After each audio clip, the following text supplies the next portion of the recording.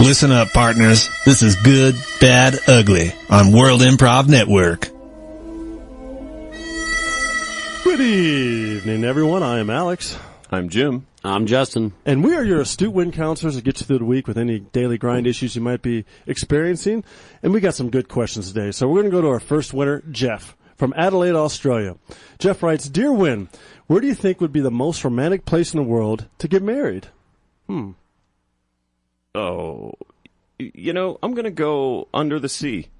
I think, like underwater would be Like really... Finding Emo or something, or talking about like actually a ceremony undersea where humans could live and do it? Yeah, no, like if you built a bubble Oh, cool. for your beloved. That'd be cool. Yeah.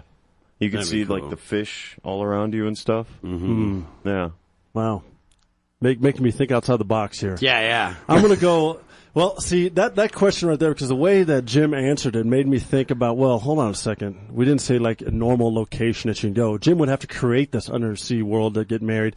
And I'm thinking, well, then what kind of wedding are you talking about? Like, you know, different cultures, different religions and so on have different forms of weddings. So to take the whole mindset to a different place, I would think, well, what about Palmyra, Syria?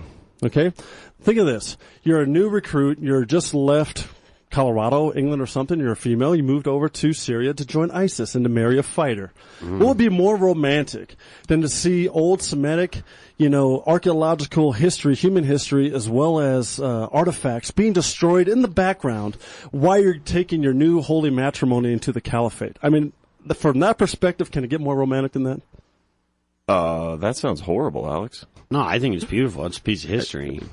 Okay. I mean, it beats mine. Now, think about it. Yeah. I mean, how many times can you go and say, look, see that statue over there? See that structure over there that's been around for 7,000 years? It's on my wedding video as we blew it up. See, my idea would be just a nice romantic wedding on the couch. Kick the Netflix on, start up some new Inspector Gadget episodes. Maybe order a little something, maybe pizza, or go fancy with like Indian. Oh. Yeah. But you know, nice night, get married on the couch. How many people would be there? Would this be a big couch or just like Probably just do it over Skype. You know, build one of those like Netflix hangouts or like a Google chat. Oh. And then no one would have to travel. Hotel would be cheap, you know, and everyone could order whatever they want for their wedding dinner, you know. And you'd have like kind of like a Food Network camera on the food so you can see everybody what they're eating and stuff and what they're drinking? Yeah. Oh, that's interesting. Yeah, but just a nice night in. See, that's thinking outside the box again. All three of us did, I think, here. I like that one. Like, no muss, no fuss. Nope. You get to focus on what's important, and that's the love between these two people. And the Indian food. Well, yeah. That's important. Unless Domino's has got a good deal. Right, right. Yeah, two largest for $10. Oh, God. That's a great deal. Okay. Well, that's, I hope that has some little insight for you, Jeff, and I'm hoping if that's what you're planning on actually proposing to your wife, take some of those into consideration. Mine might be a little bit harder, or unless you have a lot of money, like, maybe Sir Stanley Whitaker. I heard him on, Community Court, watched that case. He's a wealthy guy. Hit him up. Maybe he can build you a bubble under the sea or something. All right, we have Tyrese from Crenshaw, California, and he writes, Dear Win, have you guys seen the movie Straight Outta Compton? And if so, what do you think? I've seen it. Have you guys seen it? Have not. I have. And I have to say it's actually a very good movie. I thought my favorite depiction of kind of that whole era, you know, and the whole popularity of, glorifying gangs and so on was Menace to Society. I thought that was a great movie. I thought that was pretty authentically presented. However, this was a good movie. And if you're an Eazy-E guy, an NWA guy, Dr. Dre, Snoop, Tupac, any of that kind of stuff, or even if you're into, what was the band that came out? Bones Thugs and Harmony that Eazy-E represented. Any of that kind of stuff. It's a great movie, very well done, and I liked it. Well, and I just know what I've read, and because I watch a lot of Gangland and all that stuff, but I mean, pretty much if you like Straight Out of Compton, everyone says go see the new Magic Mike. Oh. They said those go pretty hand in hand. Interesting. It's just, you know, the whole underground feel of both movies, and you know the camaraderie between men and so forth, and you know, coming from nothing into something. Yep. It has all those elements. Whether it's a dancer or a gang member. It's also very raw too, which is nice. So they didn't sugarcoat it too much. Sure, I'm sure they probably, glorified some of the reality along the way, their upcoming, their success and so on. Mm-hmm. But it was very well taken. And it's an introspective look today's pop culture. Yeah. Essentially, NWA and all that stuff started a culture that now we see, 20, 30 years later, and it's pretty impressive. Mm-hmm. So. Yeah, if you enjoyed the sort of maybe the seedier elements from, I would imagine, the beginning of the NWA gentlemen's careers, I might suggest a movie, The Tribe. It's set in a school for the deaf in Ukraine, and it's told entirely in sign language with no subtitles, but it is following a group of organized deaf criminals, and as they try to come up. Really? So yeah, that is unique. Mm-hmm. I thought you mentioned last week you were going to go see that movie, that you were excited about it. I did. So it was a good movie. Yeah. And it was Jim great. here is probably the best film critic that we have of any of our Win cast members, because he is brutally honest and he takes a little microscope to every single film. So if Jim says The Tribe is good, go see that. And if it's anything like Straight Outta Compton, you're going to enjoy it. Unless you want to see something happy, then don't go see it. Well, and even Straight Outta Compton really doesn't end the most happy way, but we'll leave it at that. But Magic Mike now. There we go. It's always a happy ending. Always a happy ending. That's good. That's why Hollywood does what they do. All right. Marlon from Dublin, Ireland writes, Dear Win, are you guys gamers? And if so, what games are you most excited for? Oh, well, I'm looking over at Justin. I know he's chomping at the bit at this one because him and I kind of talk about this every once in a while. Yeah, we chitter chatter. Yeah. Go ahead, Jay. Jump in. What do you think? Right now I'm hooked on Quantum Conundrum, which is from the same guys of Portal 2 and Portal, but it's all puzzles, so I have 5 different dimensions that I have to manipulate to be able to get through a room.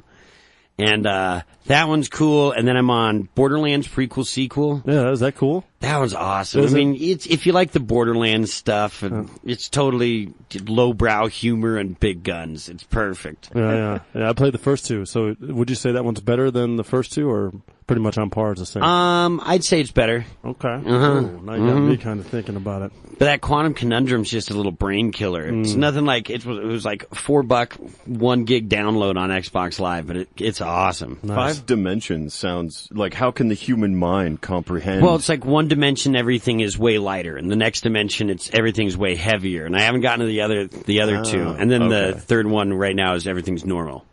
Oh, okay. You don't have to do puzzles that exist in 5 dimensions. No, but the puzzle exists, constant, is the one constant, and I have to manipulate the dimensions to be able to beat the puzzle. That's that right sounds down cool. your alley, Jim. It's really cool. Our astrophysicist over here, that's right down your alley. What are you on? What are You know playing? what? I got back on the Dragon Age, right? Inquisition, all right? And the reason why I got back onto that, it's an amazing game. The story is super deep. I think it's better than the first 2 combined. But the main reason I got back on it, because I feel like I need to finish it now before Halo 5 comes out, before the expansion of Neverwinter comes out, before the expansion of Destiny comes out. So it's a heavy lineup coming down the road. So I'm pretty excited. Yeah. I have to say, excitement-wise, right now, I'm playing Dragon Age, but I'm really excited for the huge expansion on Destiny and the new Halo 5. What do you think about Dead Space 4 coming out? See, that's going to be pretty. That's nuts. That's going to be pretty gangster too. So there you go, Marlon. I don't know if they have. I'm assuming you can pretty much get any of those games over there too in Dublin. But yep, that's what we're on. And might I also suggest Euchre 3D on your phone? Euchre 3D. Euchre 3D. Wait, there's a really, I think it's only on PlayStation, but it's one called, it's something about a goat, and it's like Grand Theft Auto, except you're a goat.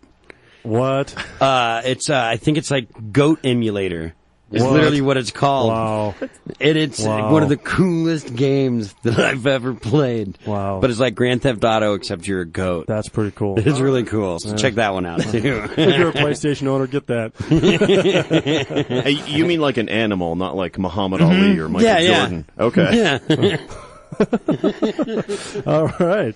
Well, thank you there, winner. We have winner Wendy from Orlando, Florida, and she writes, Dear Win, what is the cutest animal on Earth? Pretty simple question, but man, that's not an easy one to answer. Oh, I think it is. Well, clearly. Easily. Yeah, it's the sea otter.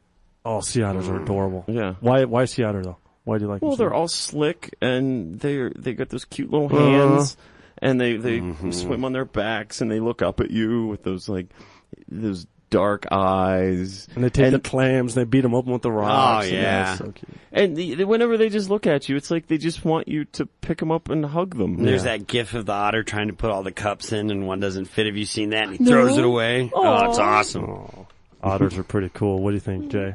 I have to go sloth. Ooh. The cutest animal on earth. Yeah, sloth. like baby Okay. sloths. I mean, up there with, like, baby owls are adorable. And it's hilarious if you Photoshop arms onto them. But that's a whole nother question. Now you're talking about getting into genetic manipulation to make animals cuter. I got a picture of my house with a canary playing a guitar. I just think arms on birds are hilarious. But no, I'd have to say a sloth I think is the cutest animal. They move so slow. They're so mellow. They just hang around. Like you ever see people at zoos? They just hang out, do their thing, eat some kale. They're not fazed by much. No, Yeah, if anything. They take life in stride. Yeah. That is pretty cool. You know, to me, it's a toss-up again. This made me think a little bit. I wanted to say a panda bear is pretty darn cute. Emperor penguins are pretty cute. Panda bears are pretty cute because they're not eaten. So for them to actually exist and be protected in China, they've got to be pretty cute because everything else is pretty susceptible to be eaten. But then I kind of thought of the velociraptor. It's pretty damn cute for the exact opposite reason, because it just rips up anything it wants, and that's pretty adorable. Yeah, the little ones when they come out of the egg in Jurassic Park. Yep. It's like almost like a bad puppy. Yeah, exactly, going after shoes, but just ripping up everything around. I think that's pretty adorable. Yeah, velociraptors or pandas. What do you think of those two, Jim? Velociraptors or pandas? Which one's cuter? Because that's going to be my ultimate decision, and I need an opinion here, guys. Oh, man, I don't know that you want to go to me. I'd go Velociraptor. That scene with Newman in Jurassic Park when they start coming out of the egg a little bit. And adorable, huh? Like how they get after that cow. With like owls with arms. Yeah. Well, there you go, Wendy. Thank you so much for that question. And, we got one more little piece of inspiration to get you the rest of the week, known as Horoscope Corner. Love, fortune, status. Let us do your astrological chart. Horoscope Corner on World Improv Network. Uh-oh. Hey there, Virgos. Have I got bad news for you coming up?